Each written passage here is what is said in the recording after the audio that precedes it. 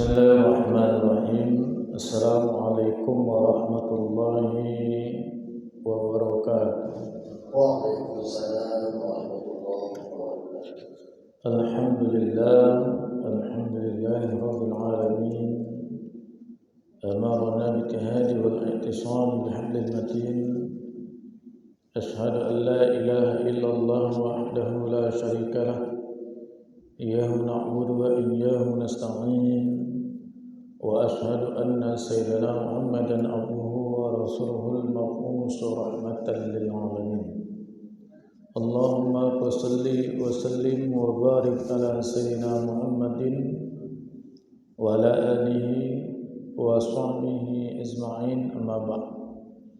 Mari kita senantiasa bersyukur kepada Allah atas segala rahmat nikmat yang Allah berikan kepada kita. Salawat serta salam kepada baginda kita Nabi besar Muhammad sallallahu alaihi wasallam. Allahumma salli wa sallim wa barik alaihi. Mudah-mudahan kita mendapatkan syafaatnya, amin ya rabbal alamin.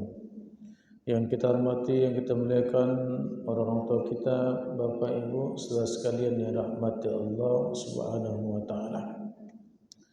Adapun kajian kita itu setiap minggu Kamis kelima tentang kajian fikih. Yang saya ambil adalah Fiqhul Ibadah Imam Asy-Syafi'i tentang Kitabul Udhiyah, tentang hewan atau memotong hewan kurban. InsyaAllah tanggal 17 akan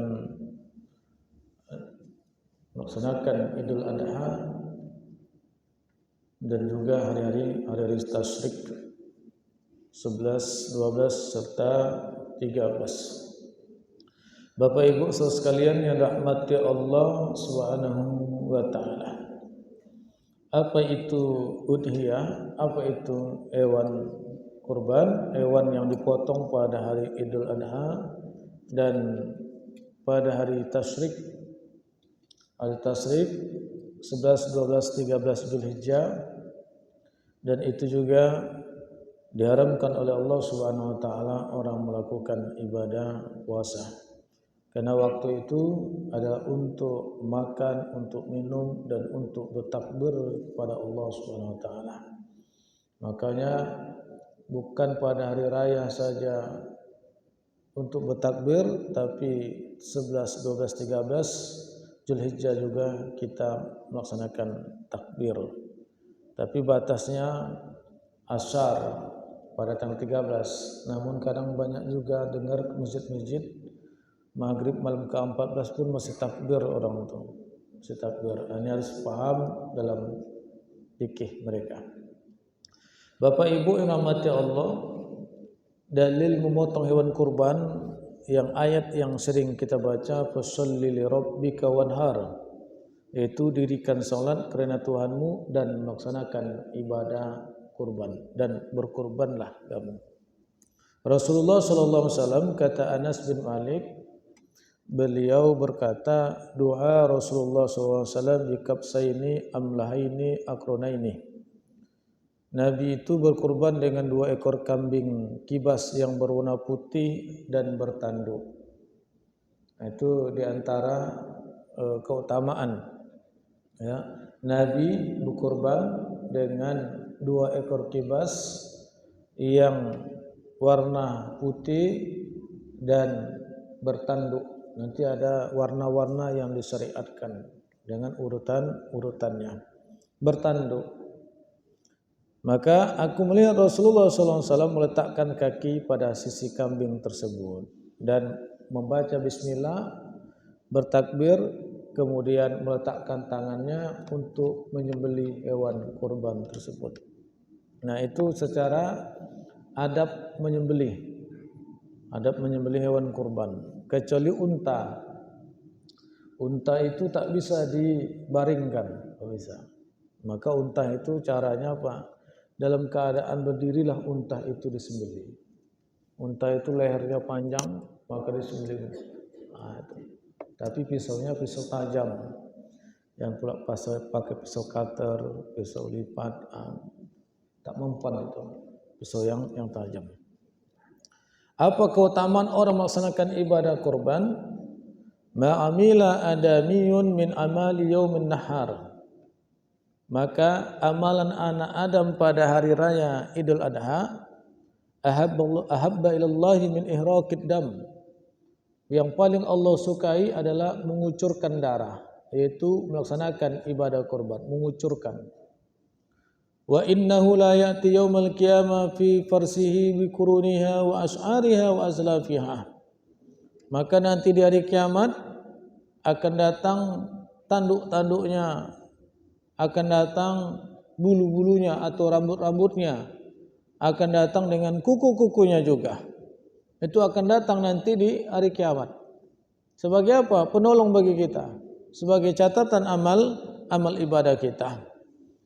Maka Rasulullah mengatakan wa innad dama la yaqa'u minallahi bimakanin qabla ay yaqa'a fil ard.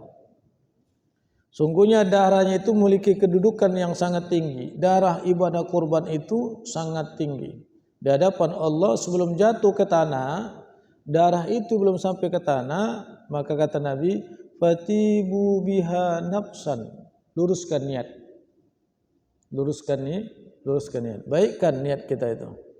Kadang ada ria, sombong, membanggakan.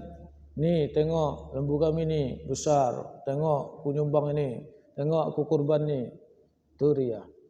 Hati-hati. Bersihkan niat.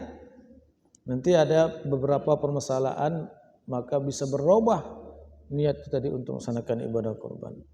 Rasulullah SAW juga mengatakan azimu dohayakum fa innaha ala sirati wa tuyakum.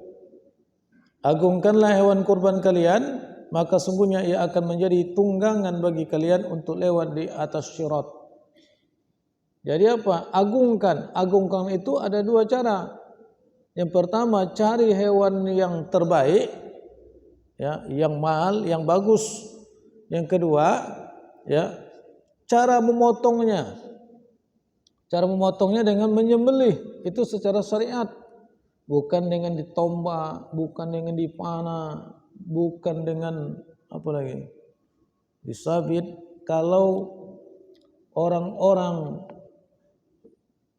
Yahudi dulu, orang jahiliyah itu kalau dia mau mengambil daging, mau makan daging, contohnya ngambil daging unta, itu mereka itu tidak dipotong. Tidak memotong daging unta itu, tapi diambil yang mana dia perlunya. Contoh diambilnya paha, maka dia potonglah paha itu sedikit, diambil daging paha itu, diambilnya. Sakit ya, jelaslah sakit lah itu. Itu kan menyiksa namanya. Dalam Islam tidak boleh, maka Allah utus Nabi. Cara mengambil daging itu harus disembelih. Cara menyembelihnya begini, dengan apa? Niat, karena Allah, bukan karena yang lain-lain yang khawatir jadi haram. Kalau kita niatkan untuk tumbal, untuk yang lainnya, maka jatuhnya haram. Maka Bapak Ibu rahmati Allah Subhanahu wa taala, agungkan hewan kurban itu. Di antaranya ke cara menyembelih kita. Jangan terlalu ngeri kali kita nih, sampai 10 orang kadang menimpah badan hewan itu. Karena takut kita lepas. Padahal kalau udah diikat kaki, pegang kaki, 2 orang 3 orang tuntas itu. Ini kadang 10 orang ditimpah badannya itu, dihimpit perutnya. Itu belum. Maka harus perlu kita memahaminya. Apalagi sekarang udah ada alat canggih, masukkan di kerangkeng, masukkan di kerangkeng, dibalikkan kerangkeng besi itu, lalu tinggal menyembelih saja. Kan mudah itu. Ya, ternyata kita tengok di YouTube daerah-daerah Jawa sana. Jadi masjid saya kami praktekkan itu, Pak. Karena ada jemaah tukang besi dibuatnya. Apa yang terjadi? Tak mau lembu itu masuk ke dalam. Susah kali masukkan lembu itu. Akhirnya Pak, tak dipakailah kerangkeng itu sampai sekarang. Udah 3 tahun kerangkeng itu tak dipakai. Entah salah cemana caranya memasukkannya cemana. Itu udah pernah Pak kita buat, tak bisa. Akhirnya dijatuhkannya Allah akhirnya. Nah, Bapak Ibu rahmati Allah Subhanahu wa taala, maka Nabi ditanya sama sahabat, "Ma hazil hadah?" Ya Rasulullah, apa itu hewan kurban? Apa itu ibadah kurban? Maka Nabi katakan, "Sunatu abikum Ibrahim." Itu sunat bapak kalian Nabi Ibrahim alaihissalam. Jadi sunnah yang dilakukan oleh Nabi Ibrahim ketika itu menyembelih Nabi Ismail alaihissalam. Lalu mereka bertanya, "Malana fiha minal ajri?" Apa yang kami dapat? Pahala yang dapat kami dapatkan itu. Kata Nabi, "Bikulli qatrati hasanah." Maka setiap tetesan darahnya itu satu kebaikan. Dalam riwayat yang lain, setiap helai bulu satu kebaikan. Kalau tetesan darah itu banyak, tak bisa kita dapat ngitungnya. Apalagi bulu. Ada yang bisa menghitung bulu hewan itu? Tak ada yang bisa. Kumis kita ini aja saja, ada kumis kita, ya, ada kumis kita, itu tidak bisa kita menghitung berapa banyak bulu yang ada pada kumis kita, yang di jenggot, di rambut, apalagi di hewan kurban. Hewan kurban, maka tidak bisa kita menghitung, tapi Allah berikan satu hewan, satu bulu kita itu, maka diberikan Allah kebaikan. Berapa banyak sudah Allah berikan? Berapa banyak Allah berikan itu, Bapak Ibu rahmat Allah. Maka bersyukur orang-orang yang dapat melaksanakan ibadah kurban. Nah, apa hukum ibadah kurban? Maka hukumnya sunatul muakkadah. Itu dasar hukumnya. Dasar hukumnya sunatul muakkadah. Jumhur ulama dan lebih kuat lagi dengan bermazhab Imam Syafi'i. Baik orang tinggal di kota, baik orang tinggal di desa, maupun itu orang melakukan ibadah haji. Nah, Bapak Ibu rahmat Allah Subhanahu wa taala, apa syarat-syarat menjadi hewan kurban? Itu unta, sapi dan kambing. Jangan ditambah-tambah lagi. Ya, mau nambah kambing ayam, jangan. Tak sanggup ayam dia, ikan, jangan. Namun ada satu pendapat ulama boleh melakukan ibadah kurban dengan ayam, tapi dia tak kuat dalilnya. Tapi tetap ada berhasrat, berkeinginan sekali ingin melaksanakan ibadah kurban, tapi dia tidak dapat melakukan ibadah kurban tersebut. Lalu dia kurban dengan ayam, apakah jatuh kepada hukum dapat melaksanakan ibadah kurban? Tidak. Tetapi karena hasrat keinginan yang luar biasa sekali, maka keutamaan itu Allah berikan, ada pahala bagi mereka melakukannya. Nah, kapan jadi hewan kurban yang sunnah tadi menjadi wajib? Yang pertama, jika dia bernazar untuk memotong hewan kurban. Kalau nanti aku lulus ini, aku berkurban. Kalau aku nanti dapat anak laki-laki, aku berkurban. Ini udah nazar hewan kurban. Kalau wajib, maka haram kita memakan daging hewan kurban kita. Sedekahkan semuanya. Haram kita memakannya, karena itu udah wajib. Yang kedua, jika melapaskan dengan menentukan kambing yang akan ia jadikan hewan kurban. Contoh, bercakap dia, ini adalah kambing kurbanku, itu udah wajib. Ini adalah hewan kurbanku. Jika hanya niat dalam hati, itu tidak jadi wajib. Tapi dia melapaskan, mengeluarkan kata-kata itu, maka hukumnya jatuhlah kepada kewajiban. Yang ketiga, apa? Jika dia ada orang yang berwasiat. Nah, nanti kalau ayahmu mau meninggal, tolong kurbankan untuk ayah, ya. Maka ahli waris wajib dia melaksanakan ibadah kurban tersebut. Ada syarat. Apa syaratnya? Yang meninggal dunia meninggalkan harta warisnya. Kalau tak ada harta waris, tak wajib dilaksanakan. Bukan uang anak, tapi adalah uang dia, harta dia. Ketika ada hartanya, maka wajiblah anak tersebut menuntaskannya untuk melaksanakan ibadah kurban. Nah, lalu ada perkara yang sunnah sama kita, ada perkara wajib sama Nabi. Seperti ibadah kurban itu sunnah sama kita, tapi wajib sama Nabi. Salat witir itu sunnah sama kita, tapi wajib sama Nabi. Salat duha 2 rakaat itu wajib sama Nabi, sunnah sama kita.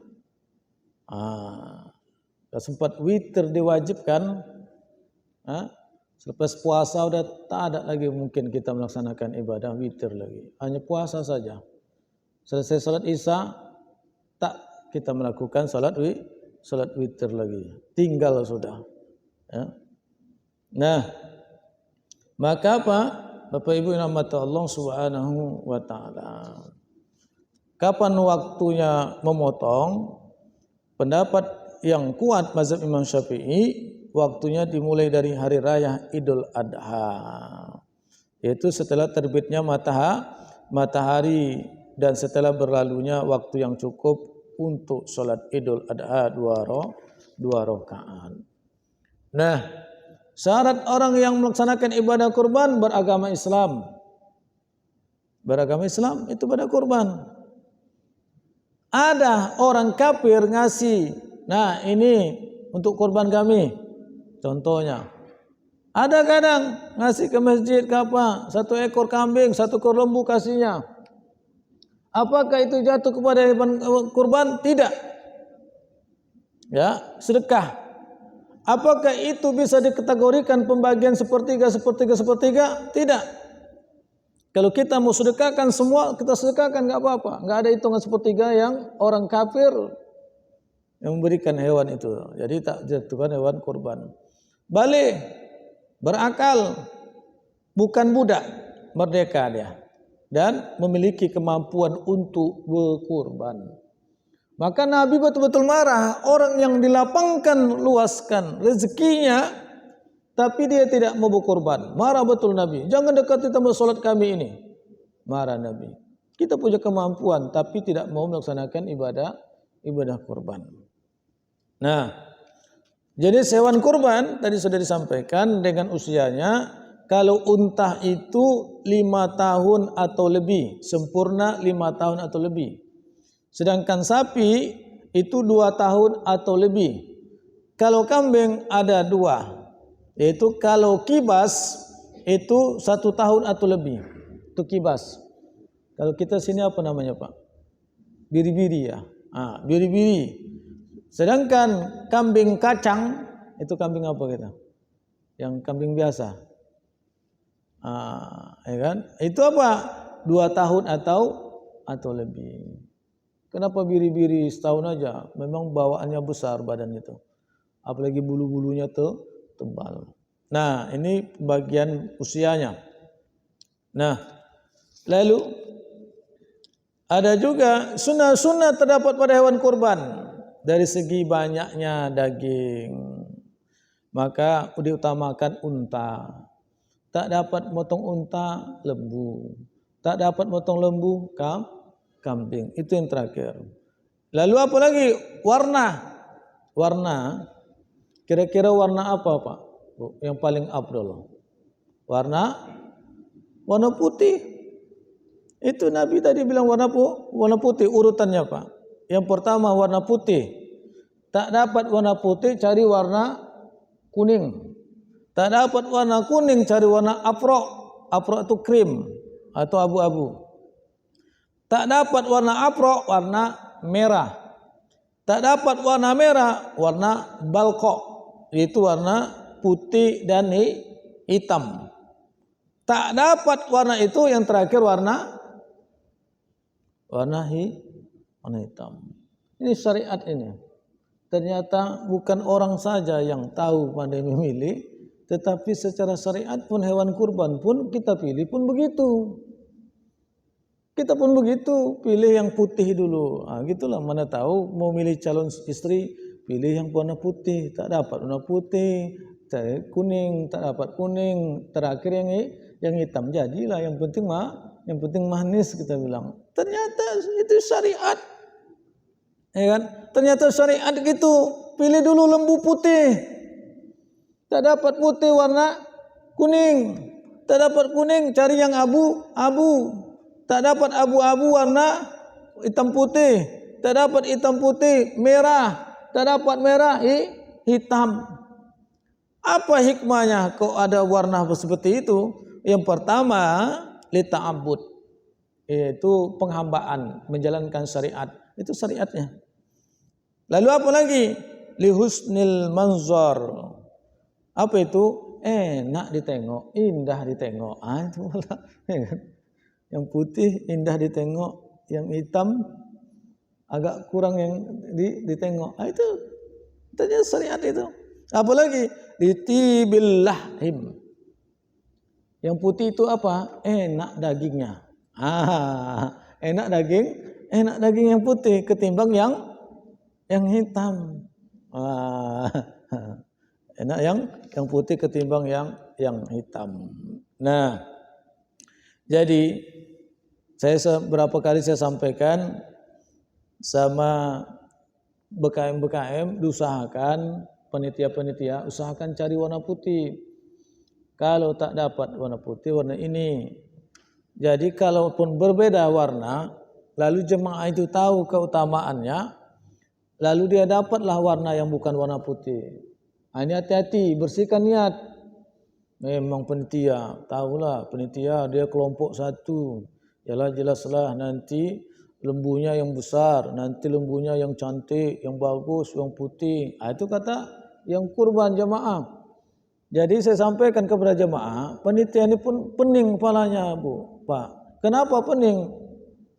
Kalaulah harga 2.300.000 dipotong 100 operasional, jadi 2.200.000. Jadi totalkan sekian juta. Ternyata duit itu dapat hanya untuk 70 kilo saja. Yang dagingnya 70 kilo.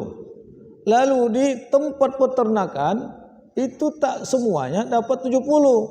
Masjid ini ada berkorban 10 orang. Yang hanya dapat 70 itu sekitar 5 atau 4 ekor. Selebihnya 6 ekor. Ini kan harus diseimbangkan dengan yang lain. Contohnya ada lembu yang 60, dia ambil yang satu lagi yang 80. Ada lembu yang 50, lalu dia ambil yang 8, yang berapa? Yang 9, yang 90, 50 yang 90, yang 90. Itulah cara menutupinya.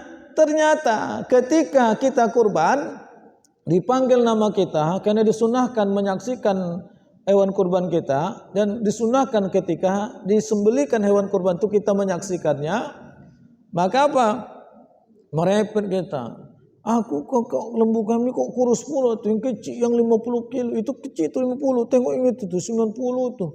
Ada yang ini kok yang kecil pula kami yang 60 kilo pula tuh, dan 60 kilo hitam pula lagi, ya kan? Itu orang tuh bisa pula yang 80 besar itu. Ini hati-hati. Bersihkan niat. Saya sampaikan, ketika kita berniat berkurban sampai ke masjid, kita bayar uangnya 2.300.000, karena semuanya membayar sama 2.300.000, maka pahalanya sama. Sama. Kecuali kita beda biayanya. Beda. Kita yang satu nih kita pilih yang paling besar, lalu kita ambil yang 3 juta satu orang. Itu pahalanya beda. Tapi karena pembayarannya sama, maka pahala semua yang berkurban itu sama semua pahalanya. kecuali dibedakan dengan niatnya. Dengan niat. Maka kita yang jemaah-jemaah di masjid-masjid itu harus paham kita, harus mengerti kita. Nomor kelompok berapapun kita ditetapkan, ya ditaruh, ikhlaskan, sudah. Karena sama-sama mendapatkan pahala yang sama. Nah, pembagiannya sepertiga untuk disedekahkan ke fakir miskin, sepertiga itu untuk kerabat keluarga, dan sepertiga lagi untuk dirinya. Tapi sebaik-baiknya kalau kita berkurban, dapatlah kita hanya memakan hanya sebatas sesuap saja dapat kita makan. Itu sebaik-baiknya daging itu. Selebihnya kita sedekahkan. Sepertiganya itu hanya sesuap saja, selebihnya. Sesuap itu apa? Yang mana kita ambil? Disunahkan memakan hatinya.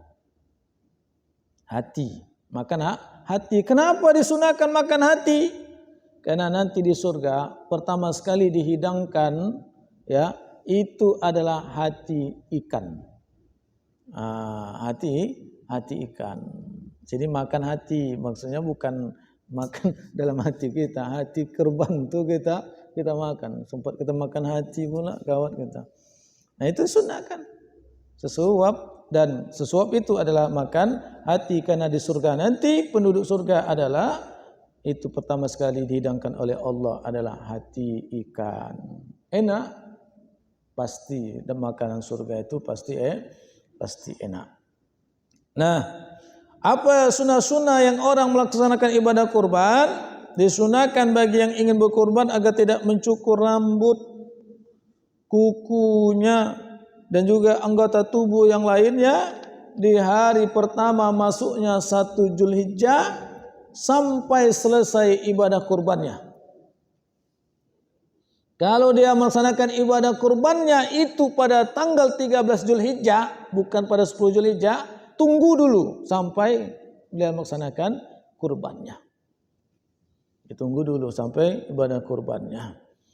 Apa hikmahnya dilarang mencukur rambut anggota tubuh lainnya di hari pertama sampai melaksanakan ibadah kurban? Apa? Agar seluruh anggota tubuh yang berkurban mendapatkan pahala ampunan dan pembebasan dari azab api neraka. Bebas kita ini dari azab api neraka. Itulah hikmahnya. Jangan dipotong rambut, jangan dicukur kumis, jenggot, jangan potong kuku. Namun ada beberapa tempat, ya, ada beberapa tempat yang dilaksanakan hukumnya itu apa? Di sini sebutkan hewan kurban hukumnya adalah makruh ketika kita melaksanakan itu. Makruh kalau kita buat, tidak sampai haram. Kecuali ada 4 masalah, maka hukumnya tidak makruh. Pertama, khitan bagi yang sudah balik. Dia berkurban sebelum pelaksanaan ibadah kurban, khitan, dan dia sudah balik, maka tidak makruh. Apalagi jika hukum mencukur dan menghilangkannya adalah sunnah, khitan untuk anak yang belum balik. Jadi sunnah. Apalagi hukum mencukur atau menghilangkannya adalah mubah, mencabut gigi yang sakit. Jadi kalau ada kita gigi sakit pas sebelum pula ibadah kurban, sudah masuk 1 Zulhijjah, maka kita cabut, maka hukumnya mubah. Nah, Bapak Ibu yang dirahmati Allah Subhanahu wa taala. Lalu ada disunahkan untuk mewakilkan memotong hewan kurban. Siapa saja disunahkan? Perempuan. Yang perempuan itu disunahkan, Pak, tolonglah Pak dipotongkan hewan kurbanku, disunahkan. Yang kedua, bagi kaum khunsah. Tahu Bapak khunsah? Khunsah itu, mohon maaf, punya 2 alat kelamin. Mohon maaf. Ya, khunsah itu punya alat 2 kelamin, itu nama khunsah. Ketika melihat di mana dia syariatnya, di mana dominannya. Kalau dominannya adalah perempuan, maka dijatuhkan perempuan. Kalau dominannya laki-laki, maka dijatuhkan kepada laki-laki. Apakah boleh setelah itu mengetahui oleh operasi? Boleh. Yang enggak boleh itu udah jelas satu alat kelamin tapi dirubahnya jadi kelamin yang lain. Nah, itu haram. Itu haram. Itu namanya khunsah. Nah, mana lagi orang yang tidak memiliki kemampuan, takut dia motong, menyembelih. Ragu dia menyembelih. Ah, itu bagus disunahkan bagi diwakilkan. Mana lagi orang yang buta. Orang buta itu ya sunnah dapat. Saya tak dapat nengok bapak yang menyembelih. Sempat dia menyembelih, yang megang kambing itu, megang lembu itu salah potong pula deh tangan yang pegangnya pula nanti dipotong ya kan. Nah, ini mudorotnya. Seluruh golongan yang makruh untuk memotong hewan kurban disunahkan menyaksikannya. Lalu yang terakhir adalah berkurban untuk orang lain. Ada berapa rincian hukumnya. Jika akan berkurban untuk orang lain yang masih hidup, maka hukumnya ada dua. Boleh dan sah jika dengan izinnya. Tidak boleh dan tidak sah jika tanpa izinnya. Jadi harus minta izin dulu sama yang kita mau buat kurban kepadanya. Jika akan berkurban untuk orang lain yang telah meninggal dunia, ini Pak, maka hukumnya adalah jika atas dasar wasiat darinya, maka hukumnya boleh dan sah. Jika tanpa wasiat darinya, maka hukumnya adalah tidak boleh dan tidak sah. Menurut pendapat yang kuat, itu pendapat Imam Syafi'i. Sedangkan menurut Imam Ar-Rafi'i, boleh berkurban untuk si mayit meskipun tanpa wasiat darinya. Ambil yang kuatnya, yaitu bermazhab dengan mazhab Imam Syafi'i. Itu. Jadi yang kuatnya. Nah, jadi apa faedahnya berkurban untuk orang lain yang masih hidup? Jika tanpa izinnya, maka hukumnya adalah tidak boleh dan tidak sah. Kecuali pada 4 masalah, maka hukumnya boleh dan sah. Pertama, jika salah seorang dari anggota keluarganya tersebut berkurban, maka seluruh anggota keluarga akan mendapatkan pahalanya meskipun mereka tidak memberi izin kepadanya. Itu untuk keluarga. Ya, jadi kurban itu Pak, itu adalah kepala keluarga. Kepala keluarga. Nah, jika imam ataupun presiden atau pimpinan berkurban di kantor keuangan, contohnya keuangan negara, itu Baitul Mal untuk masyarakatnya, maka hukumnya boleh dan sah. Jadi contohnya dari uang negara. Nah, uang negara itu berkorban untuk rakyatnya. Dia bilang kan ini untuk rakyatnya, maka sah dan boleh. Jika seorang pengurus atau wali berkorban dari harta sendiri untuk anak yang belum baligh atau untuk orang yang gila yang dirawatnya, maka hukumnya boleh. Tapi pakai uang sendiri. Berkorban untuk anak yang belum boleh, untuk berkorban untuk anak orang lain, ya, atau anak yatim contohnya. Berkorban untuk anak yatim, tapi kurbannya itu adalah hartanya, tidak boleh kalau dia belum balik. Tapi setelah dia balik untuk hartanya sah. Tapi kapan boleh itu? Walinya lah berkorban untuk anak tersebut. Tetapi bukan dari harta anak itu, tapi harta wali. Nah, jika bernazar akan berkurban dan telah menentukan hewan kurbannya, kemudian hewan tersebut disembelih oleh orang lain tanpa izin darinya, maka hukumnya boleh dan sah. Nah, ini saja. Mudah-mudahan ada manfaat. Mungkin nanti bisa sedikit diskusi kita untuk hewan ibadah kurban. Ada beberapa masalah yang kita sampaikan. Itu saja mungkin. Ada tanya jawab?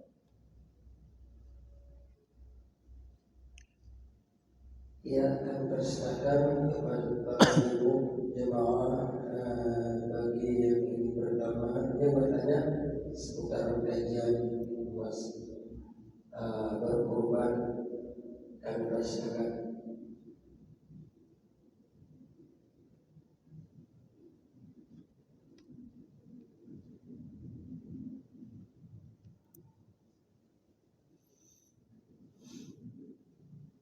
Assalamualaikum warahmatullahi wabarakatuh. Waalaikumsalam.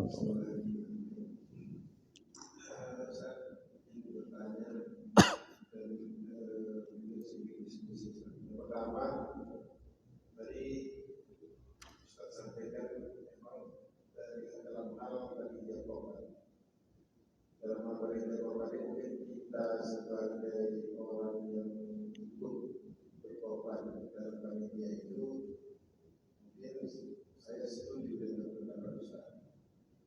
Kita mungkin bukan bisa sama,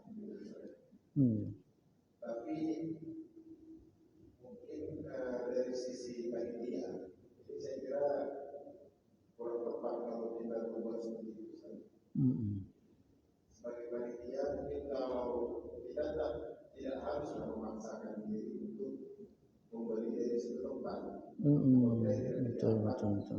Jumlah berat yang sama. Kalau memang harga berat itu 50 kilo, tidak masalah dengan 50 kilo. Apalagi dibandel dengan 80 kilo.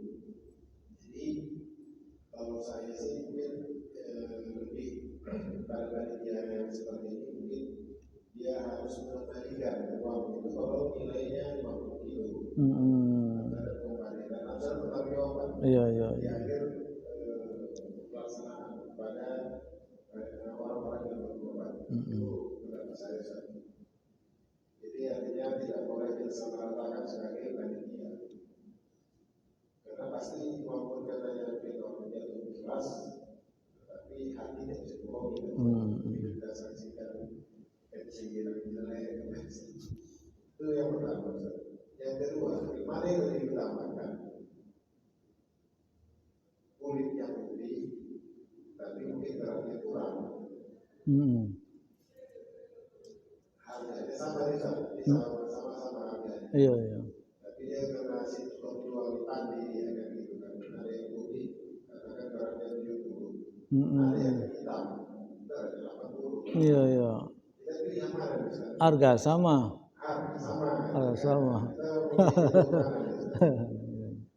Itu yang kedua. Yang ketiga, saya pernah baca daging kurban dan segala hal dalam kurban itu adalah ibadah Islam. Jadi haram hukumnya memberikan bagian dari daging atau apapun dari kurban ini kepada orang non-muslim. Ini pertanyaannya mungkin bagaimana hukumnya? Iya. Dari kurban kepada non-muslim. Saya kampung itu satu orang. Iya. Kalau saya sih melihatnya, tadi saya sudah dengan tulisan itu. Ya itu kan laku di rumah jadi. Bagi kita Iya. Agamanya menyuruh itu, kenapa pula kita harus risau dengan itu? Iya. Yang terakhir berkaitan dengan saya lagi yang kedua, yang selanjutnya itu mungkin berkaitan dengan tadi kita ada beberapa kesunahan dalam berkurban. Ini fenomena sekarang kan banyak itu imbauan transfer ke rekening ini untuk berkurban. Iya. Karena kalau mungkin saja kalau hanya bersamakan kepada niat bisa jadi memang bisa. Tapi kalau melihat banyaknya kesunahan yang luput transfer ini, sayang jadinya Pak ya. Sayang. Betul. Dan itu mendapat pesan bagaimana? Betul. Yang terakhir mungkin berkaitan dengan masalah dam. Dam ini kan kalau kurban juga. Iya. Kita boleh nggak mau mengkonsumsinya? Bagian dari hewan yang disembelih karena dam itu. Dan Terima kasih. Assalamualaikum warahmatullahi wabarakatuh. Ya, assalamualaikum. Nah, yang pertama untuk mengembalikan untuk kepanitiaan untuk harga untuk kurban sekian, ya kan? Untuk harga 2.200.000. Lalu panitia sudah keliling mencari tak dapat lagi. Sudah keliling itu. Tapi kalau masih bisa ukuran sama rata, alhamdulillah. Tapi kadang panitia ini satu tempat mungkin sudah langganan bisa jadi. Lalu beda timbangannya. Beda timbangannya 60, 70, 80, beda harga. Beda harga, tetapi sama totalnya juga. Beda harga tapi totalnya sama. Yang 70 contohnya 14 juta, yang 80 jadi 15 juta, yang 60 jadinya 13 juta. Tapi dikonversikan semuanya sama hitungannya.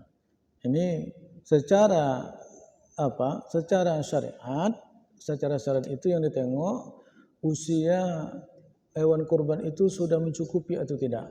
Itu secara syariat. Sudah mencukupi atau tidak?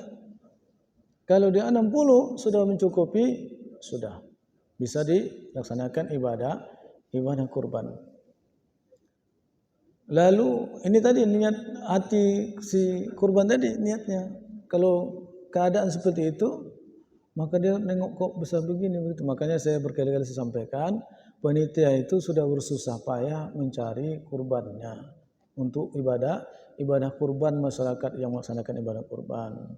Tapi kalau menurut saya tak palalah dibalikkan lagi uangnya itu, ya. Tak pala, yang penting dijelaskan. Tak pala dibalikkan uangnya. Dari mana menutupi baliknya uang tersebut? Karena beda harga. Tapi kalau sama harganya 70 sama 60 sama. Ternyata lebih murah 70 atau bisa jadi. Bisa jadi. Ini nanti kalau dibalikkan dari mana panitia membalikkan dananya itu? Lalu kita sampaikan, oh mohon maaf Pak, tak dapat harga sekian, timbangannya sekian, tak dapat Pak, maka hewan kurban Bapak kami balikkan. Nah, ini belum pernah saya lihat seperti itu terjadi. Tetapi begitulah caranya kepanitiaan tadi menutupi daging-daging tadi. Saya sampaikan tadi, dia berkurban harganya 2.300.000, maka pahalanya sama dengan orang ketika ada disebutkan namanya kurban dengan lembu ini, maka mendapatkan pahala yang sama. Kecuali kita menyembeli sendiri. Itu jawaban pertama. Yang kedua, apa tadi Pak? Rupanya banyak betul sampai 5 tadi.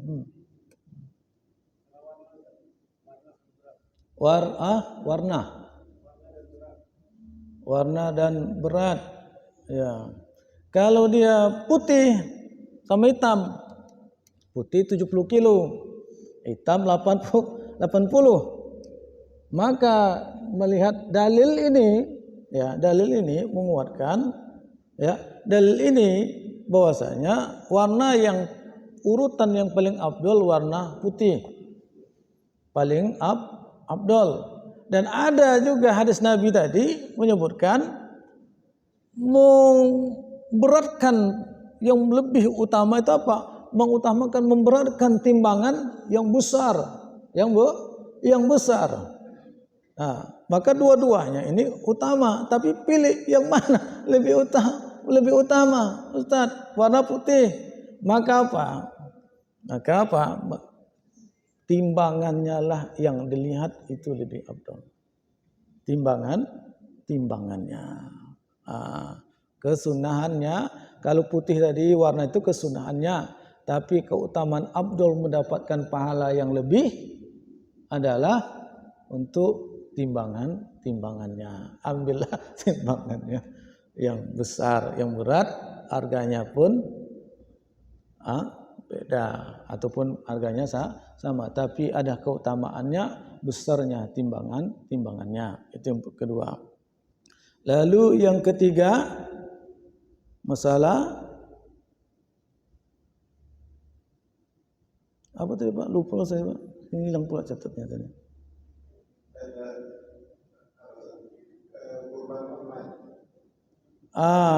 Ya.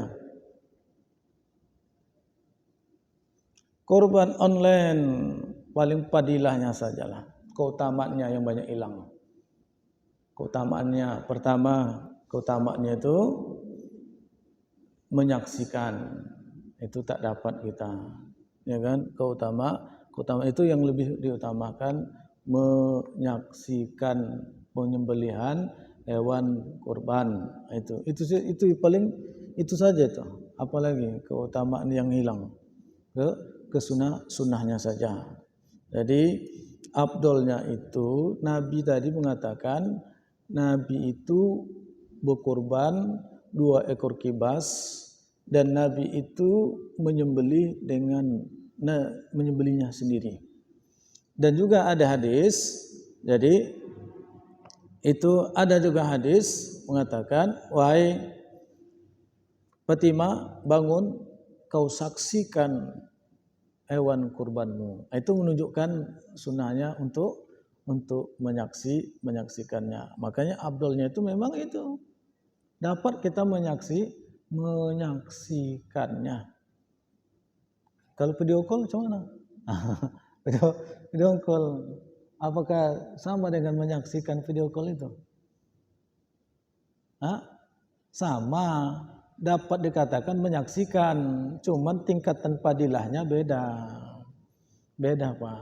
Ya, video call itu padilahnya beda, sama dengan ketika kita nonton ceramah Ustaz Somad langsung sama video call atau video. Jadi apa?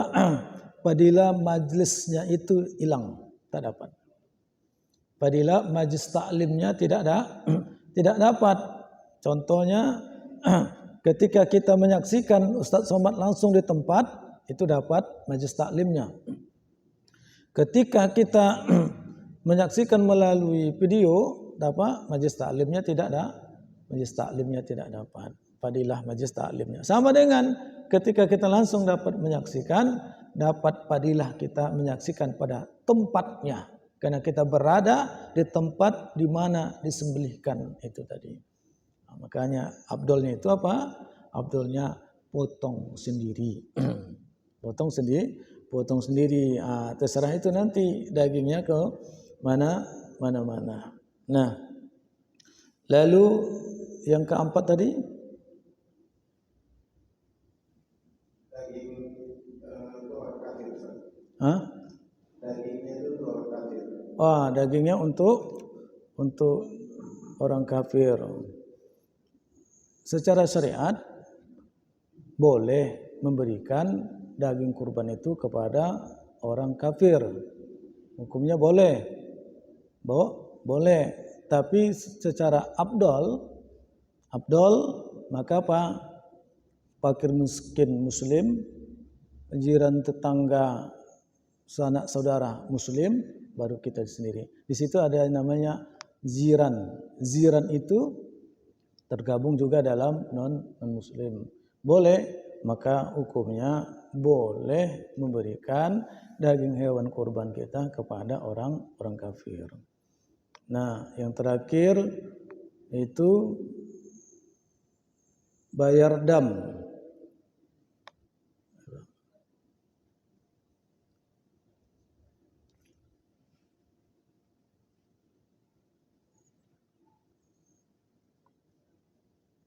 Nah, di sini ada untuk saya masalah dam ini belum saya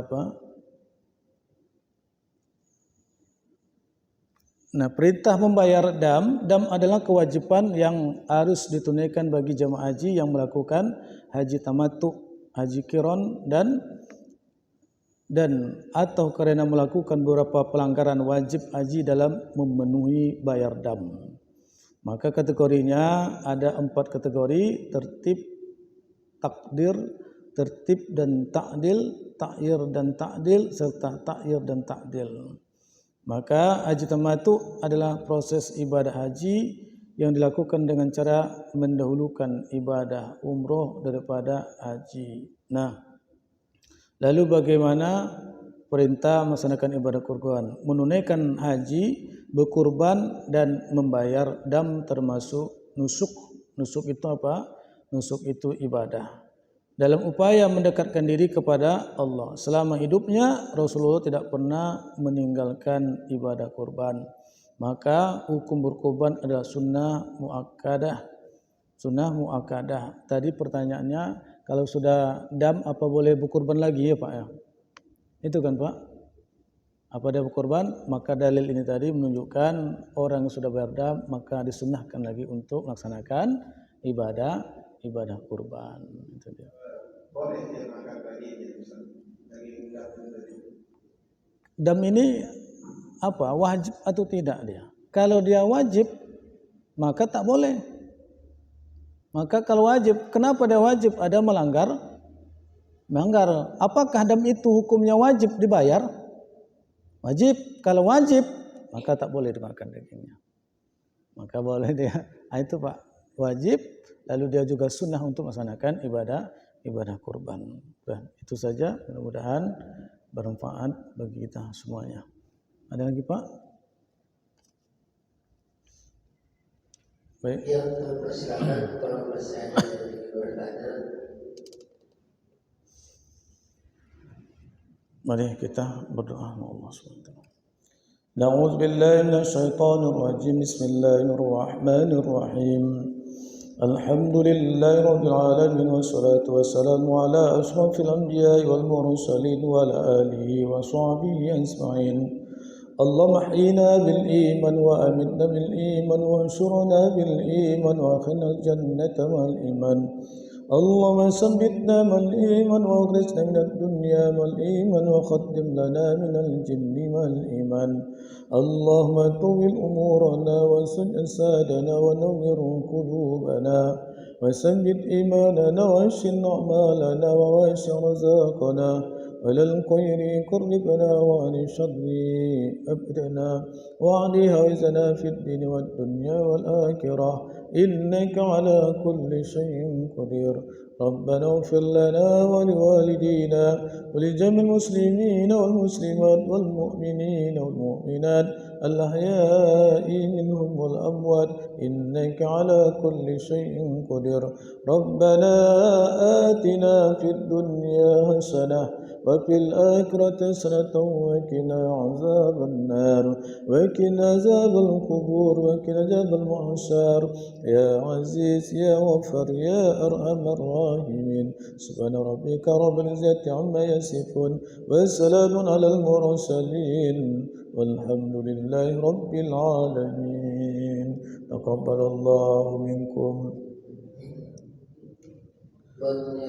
Assalamualaikum warahmatullahi wabarakatuh.